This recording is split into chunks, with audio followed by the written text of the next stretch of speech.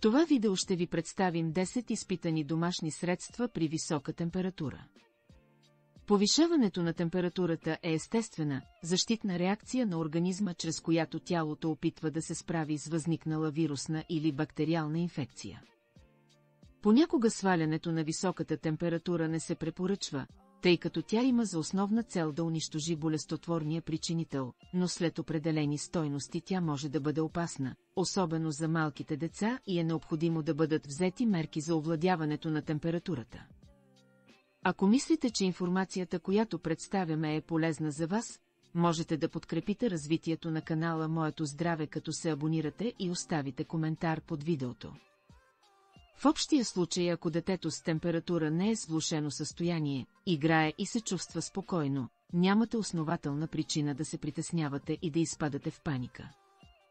Освен добре познатите настинка и грип, други причини за повишаване на телесната температура при децата може да са реакция след ваксина, ушна инфекция, ангина, пневмония или други възпалителни заболявания.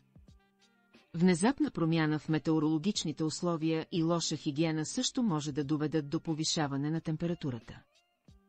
Често високата температура се съпътства от други симптоми като втрисане, главоболие, мускулни болки, умора, дехидратация и загуба на апетит. Преди да вземем от таблетките или сиропите за понижаване на температурата, може да опитаме някои естествени средства и методи за сваляне на високата температура в домашни условия. 1.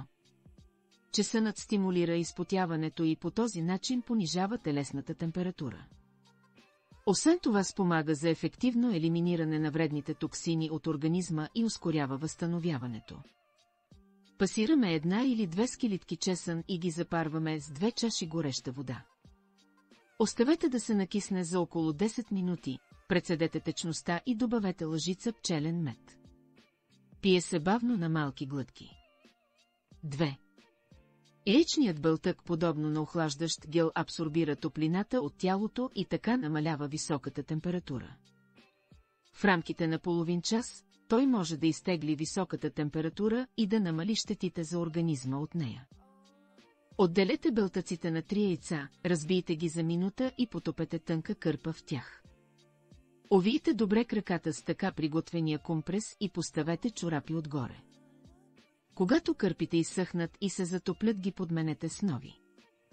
Повторете процедурата няколко пъти, докато температурата се понижи до безопасни стойности. 3. Ебълковият оцет е старо изпитано средство, използвано в народната медицина за сваляне на високата температура у дома. Пригответе няколко компреса с разреден ябълков оцет, а след това ги поставете върху челото и корема. Някои хора ги увиват около стъпалата, което също е подходящ вариант. Необходимо е да потапяте компресите периодично отново в оцета, когато се стоплят или изсъхнат. 4. Джинджифилът също ефективно помага за отделянето на излишната топлина от тялото и по този начин понижава телесната температура. Освен това, той е мощно антивирусно и антибактериално средство и помага на организма да се справи с всякакъв вид инфекции. 1 чайна лъжичка настърган пресен джинджифил се добавя към 1 чаша гореща вода и се оставя да се накисне няколко минути. Добавете малко мед и лимон към този загряващ чай и пийте от него 3 или 4 пъти на ден. 5.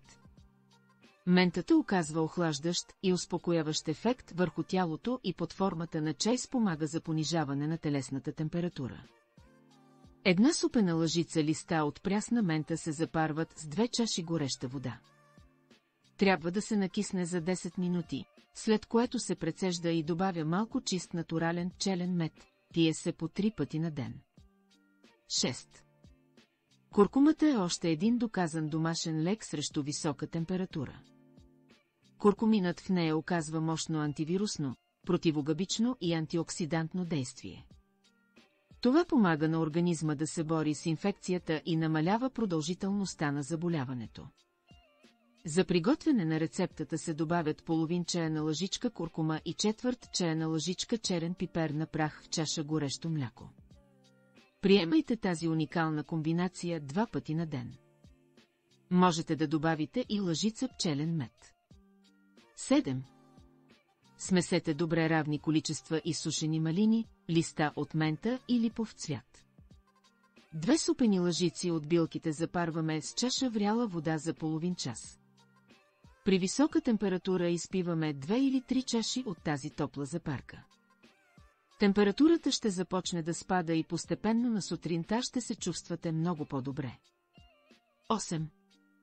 Една чаша плодове от черен касис се запарва с 4 чаши вряла вода, вари се 5 минути. След това се запарва 4 часа под капак и се прецежда. Приема се по 2 чаши 3 пъти на ден, подсладени с мед.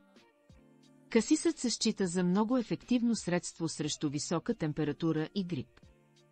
9. Стафидите помагат на организма да се бори с инфекцията, защото в тях се съдържат фенолни фитонутриенти, за които е известно, че притежават антибактериални и антиоксидантни свойства. Също така стафидите действат като тоник за тялото. Накисвате шепа стафиди в чаша гореща вода, докато омекнат. Пасирате стафидите, докато са още във водата, след което прецеждате. Добавяте сока от половин лимон. Пие се 2 пъти на ден, докато треската отмине. 10.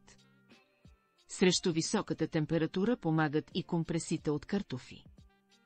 Към 2 настъргани заедно с обелките картофа се добавя 1 супена лъжица оцет и получената каша се завива в марля.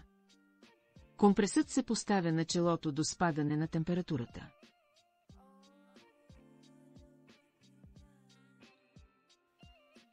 Ако имате друг здравословен проблем, потърсете натурално решение сред останалите видеоклипове в канала Моето здраве.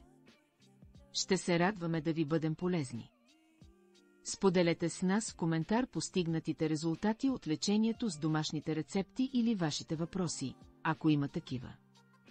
Не забравяйте да се абонирате за канала.